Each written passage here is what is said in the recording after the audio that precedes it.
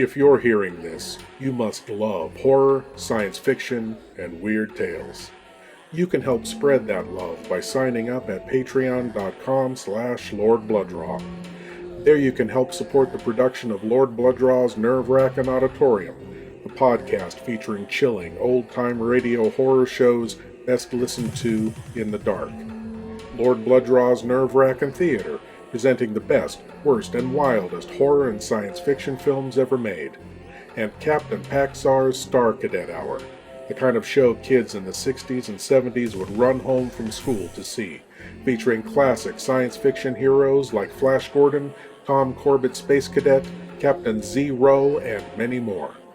Plus, if you sign up, you'll have access to exclusive content available nowhere else, like Lord Blood-Rah's B-movie reviews, radio episode commentaries, and more. Sign up today at patreon.com/Lord Blood-Rah for the love of horror. I'm so glad you're here. Allow me to introduce myself. I am Lord Blood-Rah. I host horror and science fiction films on my TV series, Lord Blood-Rah's Wrackin Theater, but here, in this cool, intimate darkness, I'll be presenting tales of horror and the uncanny solely for you, alone. In this auditorium within your mind, you will coalesce the settings and the players from the ether of your imagination. Your terror will be your own creation. This is the sorcery of sound, the subtle magic of old-time radio, horror.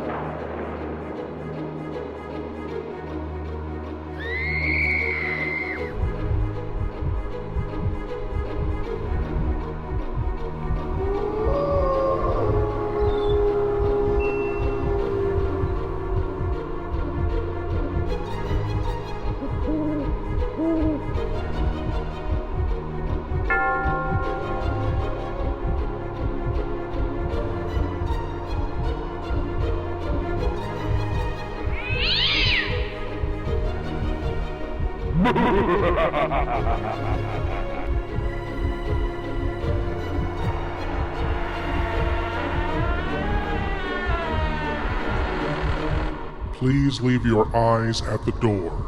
You will not need them. This is Lord Blood-Rah's Wrackin Auditorium.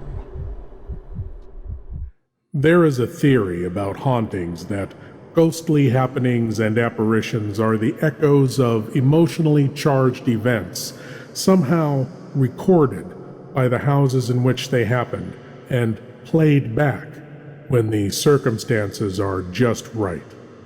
This is known as the stone tape theory. Not the results of revenant spirits at all, but a scientific phenomenon. That explanation may explain the events of tonight's tale. From the Weird Circle comes the tale, The Spectre of Tappington.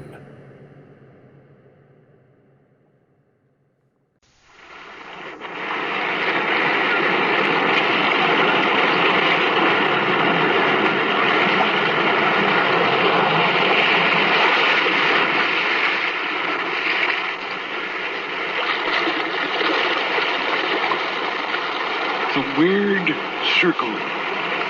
In this cave by the restless sea, we are met to call from out of the past stories, strange and weird.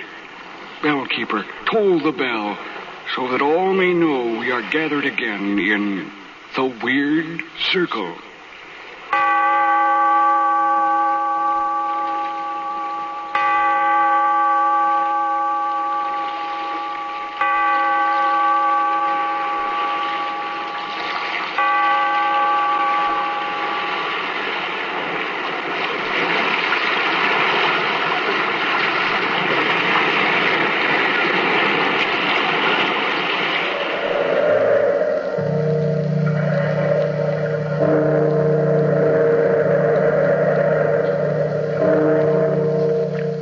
Out of the past, phantoms of a world gone by, speak again the immortal tale The Spectre of Tappington.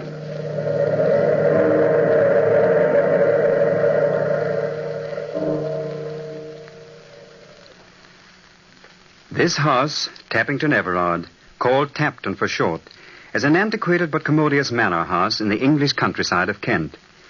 It was built by our ancestor, Sir Giles Inglesby, who was High Sheriff to Queen Elizabeth. I myself am Tom Inglesby, 14th heir to this forbidding old house. Set on a grove of tall, dark trees, legends have sprung up about it that add gloom to its sinister reputation. One autumn weekend during the grass season, every guest room in the manor house was occupied. That is, every one except the oak chamber. Little did we know that the unexpected arrival of our distant cousin and good friend, Lieutenant Charles Seaforth, would cause the dark mysteries of that oak room to intrude themselves upon us in such a strange way. A telegram that morning had warned us of his arrival, that he was on leave, invalided home from India. So it was with glad surprise and open arms that I welcomed the young lieutenant to Tapton. Well, Charles, old chap, I say it was good to see you. Hello, Tom. How are you? Back from the land of the Rogers, what? Welcome to Tapton. Thanks, Tom. It's good to be back in England, and best of all, to be here with you and... And Carolyn. I know that mine are not the charms that bring you here, but those of my lively, lovely sister. Well, here's your childhood heartthrob almost falling down the stairs in her eagerness to greet you. Charles, my dear, how wonderful to have you here. Carolyn, you're lovelier than ever. Lovelier than I dreamed. May I kiss you? Of course, Charles. Oh, Charles, it must have been dreadful in India. Well, it was a bit of a show for a while. We heard you were on the wounded list. Oh, just a tap on the old bean, a touch of fever, but I'm fit now. You look wonderfully well, Charles. Thinner, perhaps just a bit older. A broth of a boy has come back to us a man, Carolyn, and what a man. Charles, dear, we've had to put you in the oak room. Yes, as our housekeeper, old Bothersby, puts it, the house is chock full up. Hope you don't mind, old boy. Oh, why should I mind? Sounds very important, really. Is it an attic nook? Oh, no, it's the guest chamber, or always was until some rather weird stories Tom, began not now. Oh, sorry. What we mean, Charles, is simply that the oak room is very old. Oh, but I love old rooms and old houses. Oh, what a magnificent hall. This Tapton of yours is a baronial beauty. A perfect setting for good old Queen Bess. I can almost see her ghost moving along up there on the gallery and wafting majestically down the Don't, stairs. Charles, please. What? We don't like to think about ghosts here. Oh? Is Tapton haunted? Well, I'm afraid we've had our moments. No, as soon as I've shown you off to some of my guests, Charles, Carolyn and I will conduct you on a special tour of the premises. I'd like that no end. Good. Well, come along then into the library. I think you'll remember Jack Overton and Fanny Simpkinson and many of the others. Charles was fascinated by the old manor. We showed him every nook and cranny from gallery to scullery. Then, that evening after a good and jovial dinner, some of us were gathered around the library fire when the legendary Spectre of Tappington became the theme of the conversation. Did they show you the blood stain? Yes, it didn't look like blood to me, Fanny. But it is blood, Charles. Human blood. And for 300 years, no sandstone or soap has budged it. Cheerful little antique. Did you take him into the glen, frowning darkly as of yore? Not yet, Jack. Oh, it's gruesome. Let's go there tomorrow before breakfast. All right. You know, they say the keeper's daughter was seen to enter it, but nothing was ever seen again. Oh, stop, Fanny. You're breaking my heart. My nerves can't stand it. She never was seen by mortal eyes again. Oh, never. How did you like the ancestral portraits? Nightmarish old codgers, eh? Mr. Rogerton, sir, you speak of me ancestors. Oh, sorry, old fellow, but you must admit Sir Giles is no rose. Yes, I've seen his like in horror films. What's his history, Tom? Well, dark and dismal tradition has it that his wicked licentiousness was above the average even for those days. What was his special vice? Murder. Oh, how thrilling.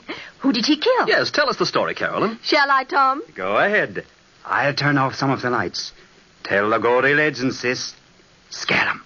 Well, you asked for it, my friends. Here it is. One night, long, long ago, a stranger guest came to Tapton. Though he and Sir Giles met in apparent friendship, the scowl on the squire's brow showed the visitor to be unwelcome. Nevertheless, the banquet was not spared. The wine circulated freely. Too freely, perhaps, for the servants heard loud and angry quarreling. The stranger, cold menace in his voice, was heard to say that there were documents within his pocket which could disprove Sir Giles' right to Tapton. Documents that proved his inheritance? Oh, don't interrupt, Jack. Go on, Carolyn. Who was the stranger? Rumor was rife. It seems the old retainers had heard talk in their youth that an heir who disappeared in early life had left a son in foreign lands. so. So you and Tom may not be the rightful owners of Tapton after all. That's right. Some long-lost cousin from far-off lands may come to claim it. Joe, Huh? you're our distant cousin, Charles. And from a foreign land. Oh, no, I assure you I have no documents in my trousers. But go on with the legend. What happened? The revelers finished their party and sought their beds. The stranger fell into drunken sleep in the oaken chamber. In my room? Your room. The next morning he was found, a swollen and blackened corpse.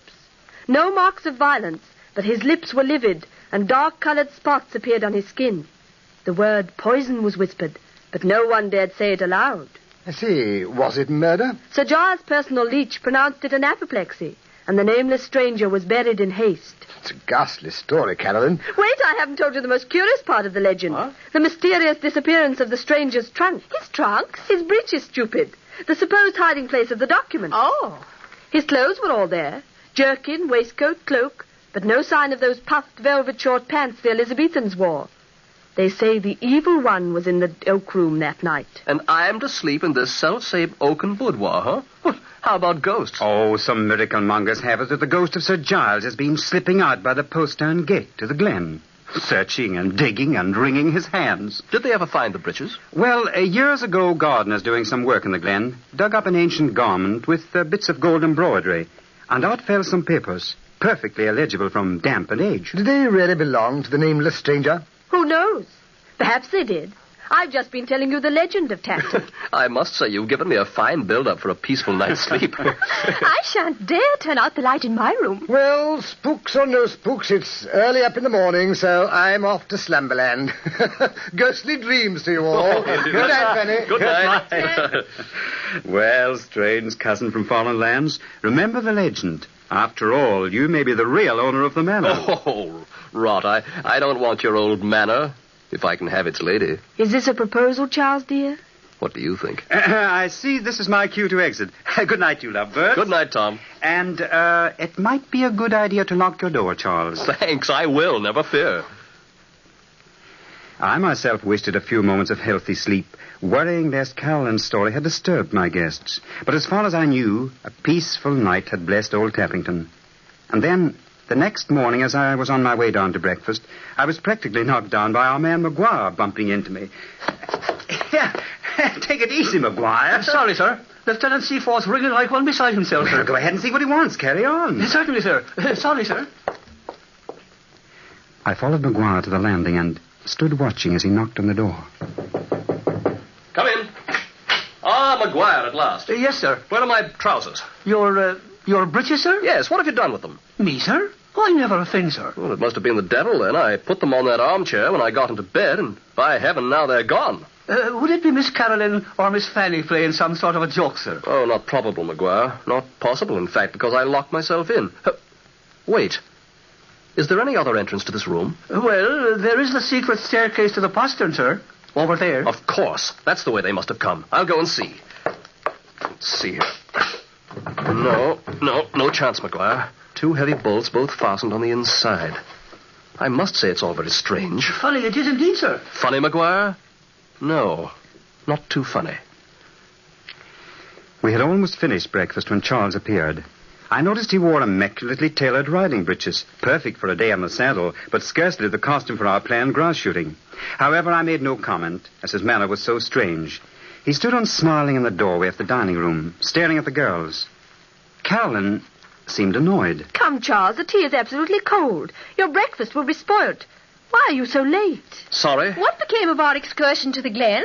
When I was a young man, punctuality was required of all well-bred... When you were a young man, sir, young ladies didn't play practical jokes. Whatever are you talking about, Charles? Oh, don't mind me, Carolyn. I've just been made a fool of, that's all. Obviously, something was troubling Charles. Occasionally, he darted a penetrating glance at the girls. However, a glorious day in the field seemed to snap him out of this troubled mood. As a matter of fact, Charles took a leading part in planning the picnic we were to have the next day. There was no talk of ghosts nor any mention of legends. It had rained during the night and turned much colder, so you will understand the amazement it caused when Charles came down to breakfast next day in his uniform tropical shorts. Charles! You're surely not going to ride through our lanes in such toggery as that. You do surprise us with your costume changes. Well, what the well-dressed man will wear. He thinks he's back in the jungle, that's all. Poor lad, he's quite balmy. Look here, Ogleton, I'll thank you to... Heavens above, Charles. Won't you get very wet after all the rain? You'd better drive in the carriage with me. Thank you, Fanny. I'll ride as planned with my cousins. During this banter, Carolyn said not a word. I could see she was worried sick over Charles. However, the picnic was a great success. I wandered away from my guests because I wanted to be alone for a while and see if I could think out any reason for Charles' eccentric behavior. I was worried. Frankly worried that maybe his head wound had been more serious than he realized. I must have dozed off, for I was suddenly aware that I was an eavesdropper on my sweet sister Carolyn and her adored Charles. I started to speak, but the tone of their conversation kept me silent. Carolyn, I know you mean these crazy trousers of mine. Well, you must admit they are a bit odd. Why ever did you wear them? I'm not wearing these wretched things because I want to be different. Carolyn, my dear, something strange is going on in the Oak Room. Pair by pair, my trousers are being stolen. Oh, Charles, dear, how simply fantastic. For heaven's sake, darling, you must be dreaming. Carolyn, please listen to me. I'm beside myself. I was not dreaming. The first morning, I thought McGuire had taken my trousers to press them. Then I even thought you girls or Tom were playing some childish joke on me. But night before last, and again last night, I saw the ghost. The ghost? Oh, Charles, this is too much. There isn't any ghost. You mean the Spectre? I mean just that. I saw the Spectre of Tappington, that Bluebeard ancestor of yours. Sir Giles? Yes, Sir Giles. Walking in my bedroom with his velvet cloak, long rapier, and his Raleigh-looking hat and feather, just like his portrait. But there was one difference. What was that? His legs were the legs of a skeleton. Oh, Charles! After taking a turn about the room, seemingly looking for something, he took up my breeches and whipped his bony legs into them. Then he strutted up to the glass and studied himself. Why didn't you call out? I tried to, but I couldn't somehow speak. Oh, my poor darling, it was an awful dream. It was no dream, Carolyn. It was definitely the ghost. For then he turned and showed me the grimmest, most dreadful-looking death's head. It grinned hideously at me and then strutted out of the room suddenly. How ghastly. Oh, I blame myself, sir, for telling you that silly legend. It's given you these nightmares. This was no nightmare, Carolyn. But, dear, Tapton isn't haunted. You're just remembering that stupid story I told you. You never said one word about Sir Giles' ghost in the Oak Room. Not one word about his skeleton legs. Not one syllable about it. Darling, you're overtired. You're talking rubbish. Carolyn, I expected sympathy and understanding from you. I'm not talking rubbish. I tell you, I saw the ghost. My breeches are gone, vanished in thin air. And if the ghost didn't take them, who did?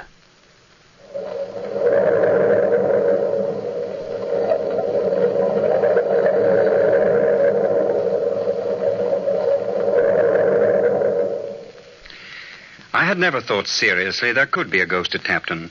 That legend Carolyn had told our guests that night had been intended as a joke more than anything else. In fact, since childhood, we have liked to spoof about our family spook. But it was evident that the story of Sir Giles had made a dreadful impression on Charles' mind.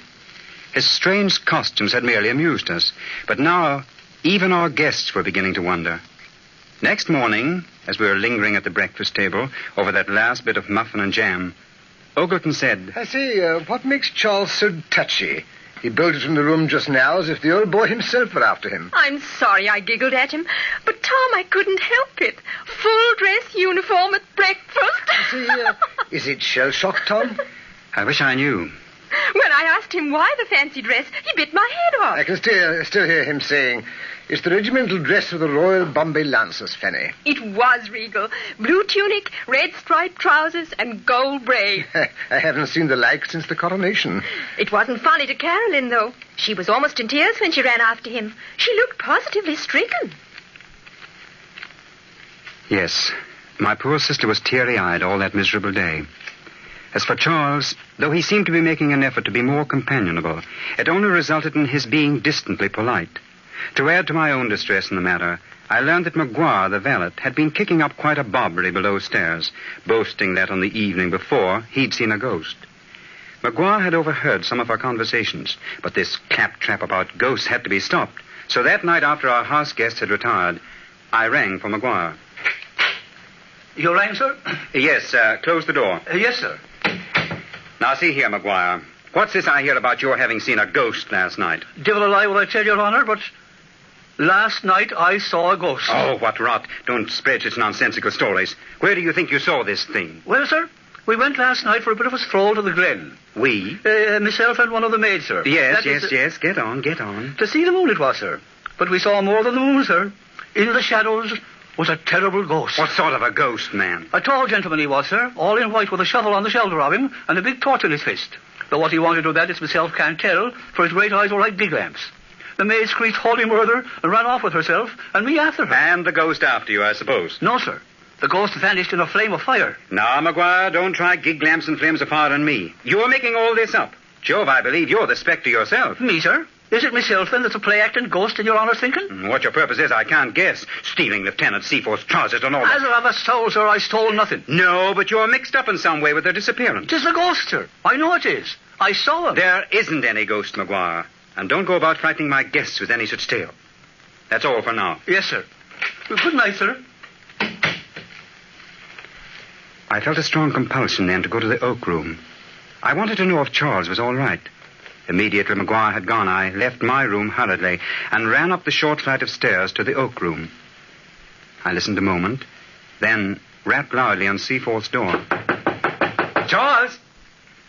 Charles! Yes, who is it? It's I, Tom. Oh, hello. Come in. I was just about to turn in. What's up? You all right? Of course. Why? Well, Carolyn's told me about this ghostly visitor of yours. Look here, you haven't seen him tonight, have you? No. Forget it, Tom. I'll make out. Don't bother about me. Go on to bed. All right. Cheerio, old pal. Just wanted to make sure the goblins hadn't got you. Good night. And then, the very next morning as I was shaving, my door was flung open and in burst Charles. Inglesby, this is now past a joke. Where are my trousers? Good grief, Charles. What's the idea of yelling at me? You've made me cut my chin. Oh, confound your stupid chin. Another pair of trousers are gone again. Oh, heavens, this is too good. Don't tell me the ghost got the regimentals, too. Laugh if you will. They're gone. Now, I've looked everywhere. What have you done with my clothes? I? Charles, I'm as mystified as you are. In all seriousness, Tom, aren't you putting over one of your famous hoaxes? I swear to you I've no hand in this skullduggery. Well, then your ancestor's ghost has, and I've had all I can stand. Now, you'll simply have to lend me a pair of your trousers. Well, take all my trousers. Get out of here. You're in no mood to talk sense. All right, as you so politely put it, I'll get out. And in your trousers. In spite of the ties that hold me here, I'm leaving Captain today. Seaforth, wait a moment. Now I was really afraid that Charles' mind was unhinged. I dressed hurriedly and rushed downstairs. Hearing noises in the library, I went quietly to the door and listened. Darling, please don't leave, for my sake, please. Carolyn, I can't stay, I tell you. As surely as I love you, that spectral anatomy came to my room last night, grinned in my face, and again walked off with my trousers. Obviously, Charles, it's an insane trick. If it is a trick. What do you mean? I've decided it all has to do with the ownership of Tapton. What? Yes. As you and Tom both said, I am your cousin. I have been in foreign lands. But I'm not claiming Tapton. One of you is trying by inhuman means to frighten me to death. Poison. Yes, mental poison. But you won't get away with it. You won't. Stop, darling, stop. How can you believe such things? Oh, Tom, I'm so glad you were listening. Talk to him, please. Charles, oh man, you're so wrong. Why, you're my oldest friend, and Carolyn loves you. You know that. Now, come on, forget these black thoughts. Go for a walk and let the sun and the wind drive this fog from your mind. Please, Charles, don't talk any more about leaving. Let's fight this thing out together. I don't know what's got into me. Very well, Carolyn. I'll stay. That's fine. Don't worry, Carolyn, dear. I'll try to be a model guest. See you at lunch then, darling. Oh, Tom, isn't it awful? Whatever will we do? I do love him so. I was mad clear through and determined to scotch this ghost business once and for all. I knew that the oak room had a secret cupboard in the paneling, so that night I decided I must hide there and spy on Charles. I slipped away from my guests and, tiptoeing through the dark gloom of the oak room, I groped my way into the closet. Suddenly, my hands touched soft human flesh. Good Lord. Carolyn. Tom, you scared me so. Oh, we had the same idea, huh? Yes, to protect Charles. Well, of course. But we may have a long wait, sis. I won't mind. Shh. Yes. I think I hear him coming. Oh, Tom, I'm so scared. Quiet. Chin up, old girl.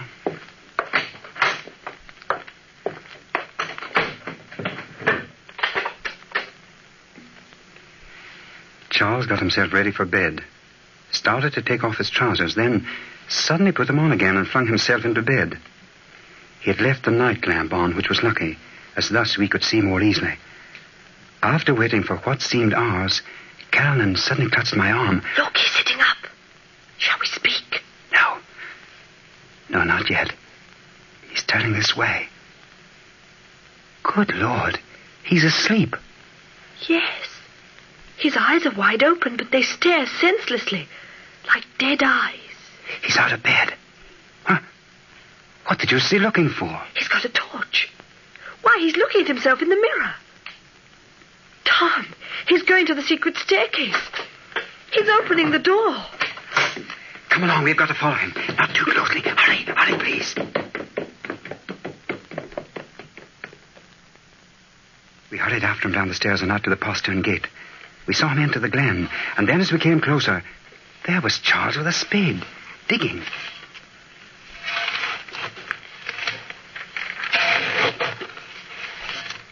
Whatever is he doing? Digging a large hole. The earth is soft. He's been digging here before. Look, he's removing his trousers and burying them.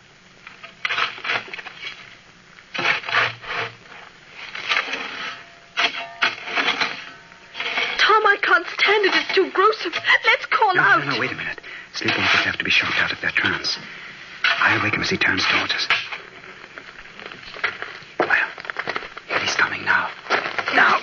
Oh. Tom, what have you done? You've killed him. But I hadn't killed him, though I had hit him hard, and then I realized.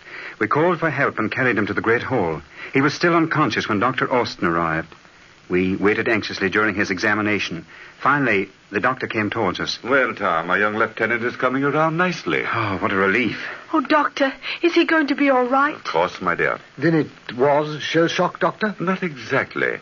I think that head wound and the fever combined to give his subconscious overactive control of his mind. And when I hit him? Best thing you could have done. You put that subconscious in its place. I think it's safe to say that he won't sleepwalk anymore. Oh. Look at Charles. He's sitting up. What? Where? What? Oh, why are you all staring? Why am I here? Oh, my jaw. Don't try to speak, dear. You're all right now. Well, I should say I was. Why, I feel as if a load had been lifted from my heart. Oh, I remember my trousers. Yes, Charles. You've been busy burying trousers. In neat layers. Riding breeches, shorts, and even those beautiful regimentals. Then I've been haunting myself. Yes, dearest. You are the Spectre of Tappington. Oh, my love. Can you ever bring yourself to marry a spectre? Darling, I love ghosts. Oh, I begin to catch on. Wedding bells are in the offing. Yes, and with my blessing. But, Charles, if ever again you feel inclined to jump out of bed and ramble out of doors, there's one thing I'd like to suggest. What's that, old boy? I recommend that Caroline wear the trousers.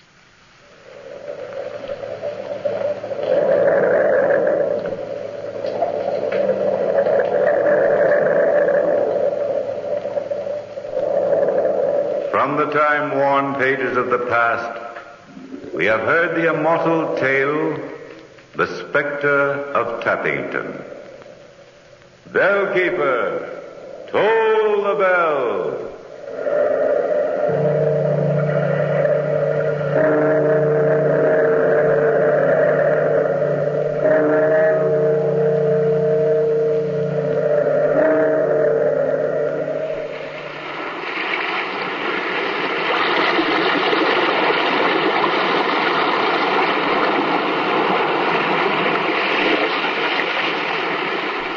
From the time-worn pages of the past, we have heard another immortal tale in The Weird Circle.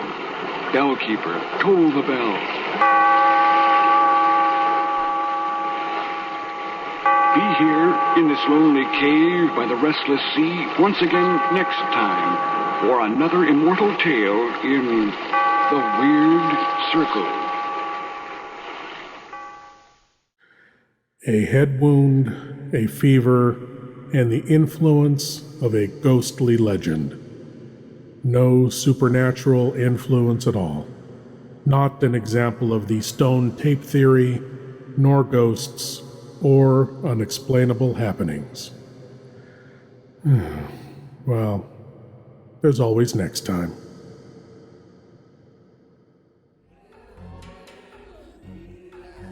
To explore the magic of old-time radio horror more deeply, take a peek behind the curtains of the Wrackin Auditorium by signing up at patreon.com/Lord Blood-Rah. Thank you for joining me in the Wrackin Auditorium, and I hope you'll come again. But now it's time for you to rejoin the, real world. I am Lord Blood-Rah, and I'll be waiting here for you in the shadows of your mind until the next time you seek the darkness. Good night.